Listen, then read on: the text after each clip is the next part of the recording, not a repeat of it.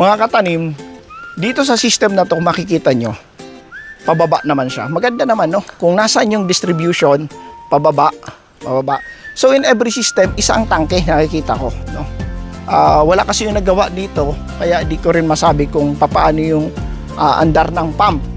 Well, ang tangke na ginamit nila, ito yung problem lagi na sinasabi ko na IPVC tank, no? Na hindi ko masyado rin-recommend. Bakit? Kapag maglilinis ka, papasok ka dyan, pero linakihan na nila yung butas. Ang lagi kong sinasuggest dito katanim is, anuhan na lang, no? I-concrete, gawing konkreto, magbuhos na lang. Kasi mas malamig ang tubig kapag konkreto. Sa hydroponics mga katanim, kailangan malamig ang tubig.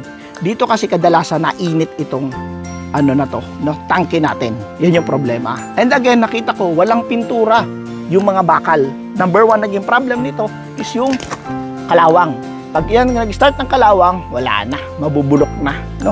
Kahit malang primer, no? Yung epoxy primer, yung Gilders. Okay, yun ang gamitin natin. Ayan, pinturahan puti, mas maganda, ano? Ayan, yun lang masuggest ko diyan mga katanim. Alagaan ang bakal. Maganda ang pagkakaano ng bakal, no? Ang pagkakasi masinsin, no, para hindi lumundo yung ating Duracon.